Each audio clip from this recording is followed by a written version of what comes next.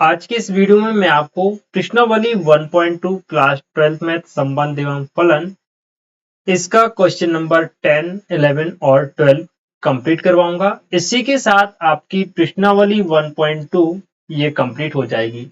इसके पहले मैंने आपको 1.1 कंप्लीट करवा दी है और 1.2 के जितने भी क्वेश्चन है यानी क्वेश्चन नंबर 9 तक वो सारे क्वेश्चन बिल्कुल बेसिक कॉन्सेप्ट के साथ सारे क्वेश्चन आपको करवाए हुए हैं और उन सभी वीडियोज के लिंक इस वीडियो के डिस्क्रिप्शन में आपको मिल जाएंगे। प्लेलिस्ट मिल जाएगी, प्लेलिस्ट में सारे वीडियोज आपको मिल जाएंगे।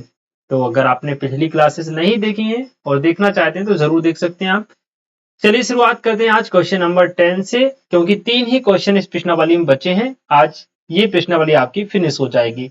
तो क्वेश्चन नंबर 9 हम कर चुके हैं, क्वेश्चन नंबर 10 हमको करना है। क्वेश्चन है कि मान लीजिए कि a बराबर r माइनस 3 तथा b बराबर r माइनस 1 है।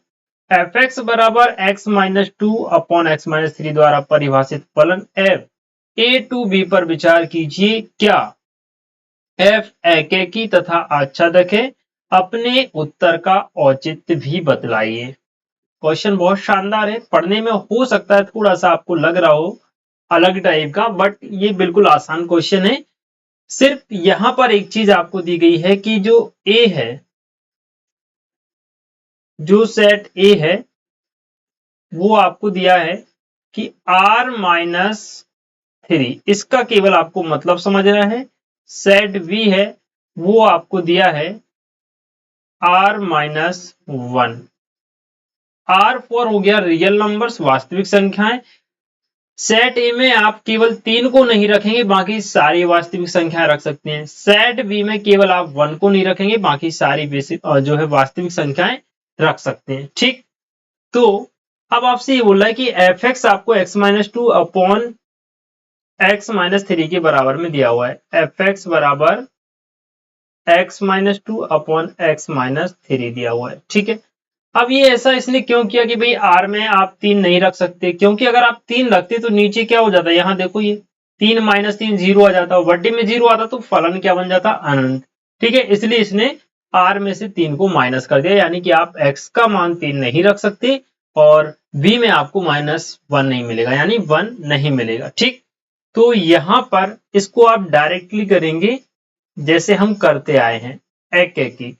एकेकी के लिए हम क्या करते हैं बच्चों, माना f(x1) बराबर f(x2), तो फलन क्या है आपके पास, x minus 2 upon x minus 3, तो यहां हो जाएगा x1 minus 2 upon x1 minus 3 बराबर x2 minus 2 upon x2 minus 3। दोनों का कर दो तिर्यक गुणा, तो ये बन जाएगा आपका x1 माइनस 2 और यहां हो जाएगा x2 माइनस 3 बराबर x2 माइनस 2 और x1 माइनस 3। गुणा करेंगे तो ये देखना बेटा, x1 x2 माइनस 2 का 3 में होगा, माइनस माइनस प्लस के 6, फिर माइनस का 2x2 और माइनस का देखना बेटा x1 का x2 में एक मिनट थोड़ा सा हम इसको क्रम से ही कर लेते हैं। देखो x1 का x2 में x1 हो गया, x1 का 3 में होगा सो माइनस के 3x1 हो जाएगा, माइनस के 2 का होगा x2 में तो माइनस के 2x2 और प्लस के हो जाएगा 6 बराबर। यहाँ पर हो जाएगा आपका x1 x2, x2 का 3 में होगा सो माइनस के 3x2, माइनस के 2 का x1 में होगा सो 2x1 और ये माइनस माइनस प्लस के 6 हो जाएंगे।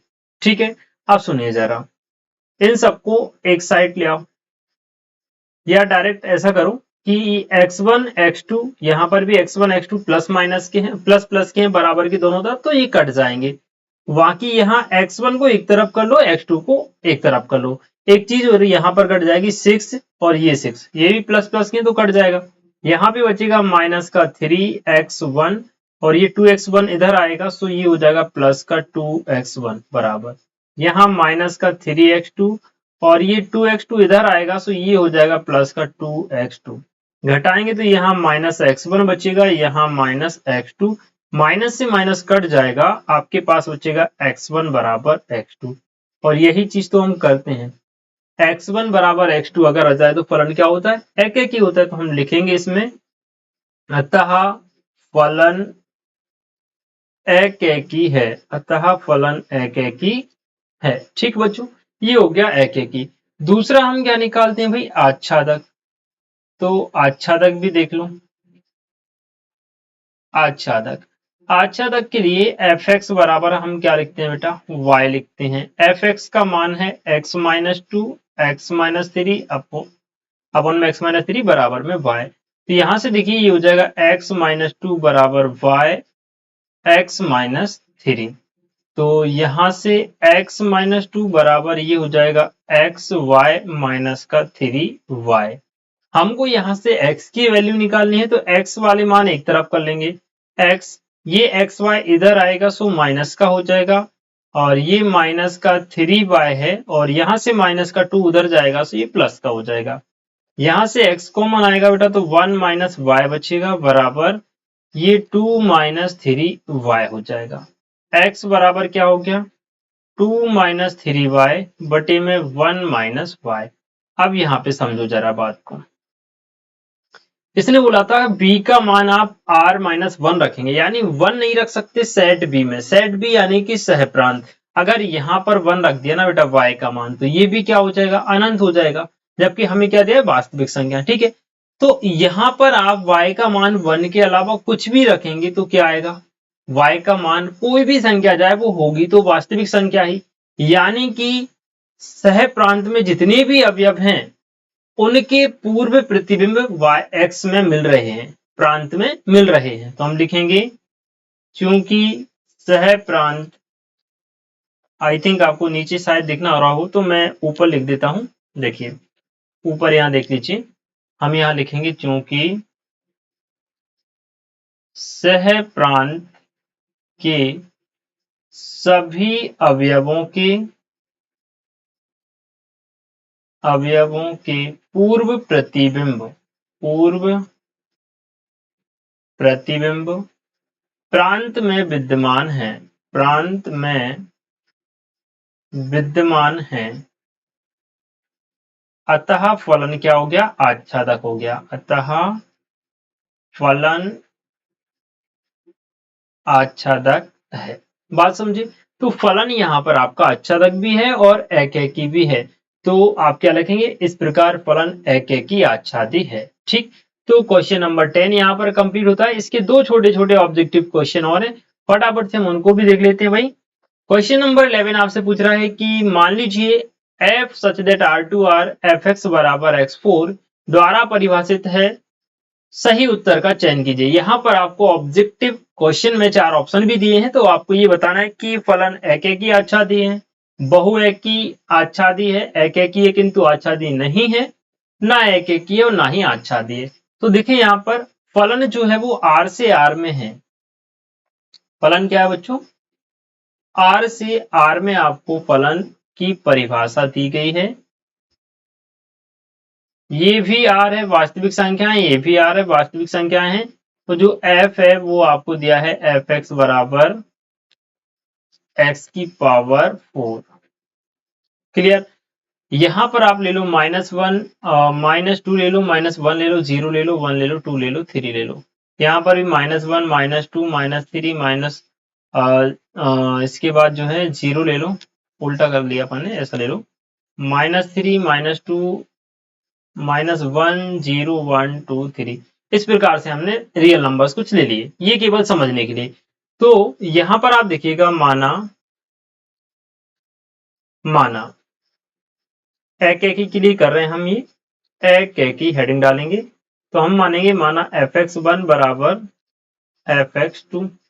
तो देखना बेटा fx1 का मान हो जाएगा x1 का 4 प्लस x2 का 4। fx का मान क्या है, x की पावर 4 है, तो x1 का 4 हो गया, x2 का 4 हो गया। इससे होगा क्या, x1 बराबर आ जाएगा प्लस माइनस x2 का स्क्वायर। x1 बराबर क्या आ गया, प्लस माइनस x2 का स्क्वायर आ गया। यहाँ 4 का स्क्वायर रूट निकाला हमने, फिर से स्क्वायर रूट निकाला तो ये आ गया अपने पास। ठीक है भाई, अब सुनिएगा, ये x1 और x2 is not equal to आ रहे हैं, x1 और x2 क्या आ रहे हैं, नॉट इक्वल टू आ रहे हैं बेटा, ठीक है। या एक मिनट, यहाँ पर ये स्क्वायर नहीं आएगा क्योंकि यहाँ पे देखिए x1 की पावर 4 है, x2 की पावर 4 है, तो यहाँ पर x1 की पावर स्क्वायर कर देंगे और यहाँ पे लग जाएगा अंडर रूट x की पावर 4, अंडर रूट से बाहर आएगी तो प्लस माइनस x की पावर स्क्वायर आएगी, फिर ये वाला स्क्वायर हटाएंगे, ये वाला स्क्वायर कट जाएगा, x1 बराबर आएगा प्लस माइनस x2, ठीक है। तो x1 is not equal to x2, x1 और x2 बराबर नहीं है क्योंकि x1 का जो मान है वो x2 के प्लस के बराबर भी है और माइनस के बराबर भी, यानी नेगेटिव पॉजिटिव दोनों का एक ही मान आ रहा है, ठीक है। तो हम लिखेंगे अतः फलन एक ही नहीं है, हालांकि लिखना नहीं है, केवल हमें समझना है। अतः फलन जो है वो कैसा है भाई, एक ही है, एक ही है, ठीक है, एक ही नहीं है, सॉरी एक ही नहीं है। अब आपको ये देखना, देखो एक ही नहीं है, ठीक है। अब आच्छादक चेक करेंगे, आच्छादक है या नहीं, तो यहां पर हम लिखेंगे आच्छादक, आच्छादक। तो देखो भाई यहां पर फलन जो है y बराबर क्या है, x की पावर 4 है, ठीक है, y बराबर क्या है, x की पावर 4 है। तो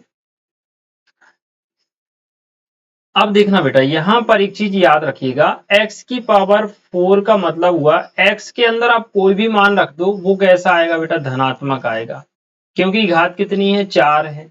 तो ये सारे मान तो यहाँ पर आने ही आने हैं, लेकिन y में ये छूट गए ना बेटा, माइनस वाले, थोड़ा सा ध्यान से समझिएगा। जब हम fx बराबर x4 निकालेंगे, यहां से जैसे -2 रखा, -2 की पावर 4 का मान जो भी आएगा वो प्लस में होगा, यानी -2 का जो कनेक्शन होगा प्लस के 16 से होगा, -1 का कनेक्शन प्लस के 1 से होगा, 0 का 0 से होगा, प्लस के 1 का भी प्लस से होगा, यानी बहु एक ही है और आच्छादी नहीं है। आच्छादी नहीं है तो अंतःक्षेपी हो जाएगा, तो ऑप्शन हो जाएगा ना तो एक ही और ना ही आच्छादी है। समझ के आप क्या लिखेंगे, ना तो एक ही है और ना ही आच्छादी है। अगर यहां पर लिखना चाहें तो आप लिखेंगे सह प्रांत के ऋणात्मक अवयवों का पूर्व प्रतिबिंब प्रांत में विद्यमान नहीं है, प्रांत में विद्यमान नहीं है, अतः फलन आच्छादक भी नहीं है, आच्छादक नहीं है। तो ऑप्शन नंबर डी करेक्ट हो जाएगा, ना तो एक ही और ना ही आच्छादक है, ठीक। चलिए अंतिम प्रश्न देखते हैं आज की प्रश्नावली का 1.2 का लास्ट क्वेश्चन। मान लीजिए fx बराबर 3x है, फलन R2R है, सही उत्तर का चयन करना है। एक ही आच्छादी है, बहु एक ही आच्छादक की है, एक ही है परंतु आच्छादक नहीं है, ना एक ही है और ना ही आच्छादक। बहुत सिंपल सा क्वेश्चन है। फलन जो है वो आपको दिया है R से R में ही, यानी वास्तविक संख्याओं में परिभाषित है। fx का मान आपको 3x दिया है, ये तो बहुत सिंपल है, एक ही हो ही जाएगा। तो देखिए कैसे करेंगे, एक ही माना fx1 बराबर fx2 मान लिया, तो यहाँ पर fx का मान 3x है, तो ये हो जाएगा 3x1 बराबर 3x2, 3 से 3 कट जाएगा, x1 बराबर क्या आ गया, x2 आ गया। fx1 बराबर fx2 लेने पर अगर x1 x2 बराबर आ जाते हैं तो फलन एक ही होता है। तो हम क्या लिखेंगे, अतः फलन एक ही है, अतः फलन एक ही है। दूसरा हमें चेक करना है आच्छादक है या नहीं, तो आच्छादक के लिए देख लो भाई, fx जो है वो आपको कितना दिया है, 3x, fx मतलब y बराबर कितना दिया है बेटा, 3x। यहां से x का मान निकालोगे तो y अपन कितना आएगा, 3 आएगा। अब जरा यहाँ पर आप y का कोई भी मान रख दो और उसमें 3 का भाग लगाओ, जो भी नंबर आएगा वो वास्तविक संख्याओं से बाहर तो नहीं आएगा, वास्तविक संख्याओं में ही आएगा, यानी यहाँ पर सारी वास्तविक संख्याएं, यहाँ पर क्या है, सारे के सारे रियल नंबर हैं। आप y का जो भी मान रखेंगे, 3 का डिवाइड लगाएंगे, वो नंबर जो भी आएगा वो यहाँ पर मिल जाएगा, यानी सह प्रांत के सभी अवयवों के पूर्व प्रतिबिंब प्रांत में विद्यमान होंगे, यानी फलन आच्छादी भी है। हम लिखेंगे अतः फलन लिखने की जरूरत नहीं है, केवल समझाना तो उसमें मैंने समझा दिया। अतः फलन जो है आच्छादक है। क्यों है? क्योंकि सभी के पूर्व प्रतिबिंब प्रांत में विद्यमान है, तो फलन एकैकी है और आच्छादक है। तो ऑप्शन नंबर ए आपका सही हो जाएगा, एकैकी आच्छादक है, यानी एकैकी भी है और आच्छादक भी है। ठीक है, इसी के साथ आपकी प्रश्नावली 1.2 आज कंप्लीट होती है। अब नेक्स्ट वीडियो में, कल की वीडियो में या कल की क्लास में आपके लिए हम इसकी जो विविध प्रश्नावली के क्वेश्चन है, जिनमें कुछ अलग टाइप के भी क्वेश्चन है, वो आपके लिए लेके आएंगे बिल्कुल बेसिक कंसेप्ट के साथ। तो अगर आप इंटरेस्टेड हैं हमसे पढ़ने में तो चैनल से जुड़ जाइए, और जुड़ने के लिए चैनल को सब्सक्राइब जरूर कर लीजिए। बाकी अगर आपके दोस्त हैं तो उनके साथ इस वीडियो को शेयर भी कर सकते हैं, जो कि मैथमेटिक्स पढ़ते हैं क्लास 12 में। चलिए, अपने जो फीडबैक है क्लास के बारे में, वीडियो के बारे में, उसको जरूर हमारे साथ शेयर कीजिए कमेंट करके, ताकि हमें पता चले जो मेहनत हम आप लोगों के लिए कर रहे हैं वो आपके हेल्प में आ रही है या फिर नहीं। ठीक है, चलिए जी, मिलते हैं नेक्स्ट वीडियो में। तब तक के लिए खुश रहिए, मस्त रहिए। जय हिंद।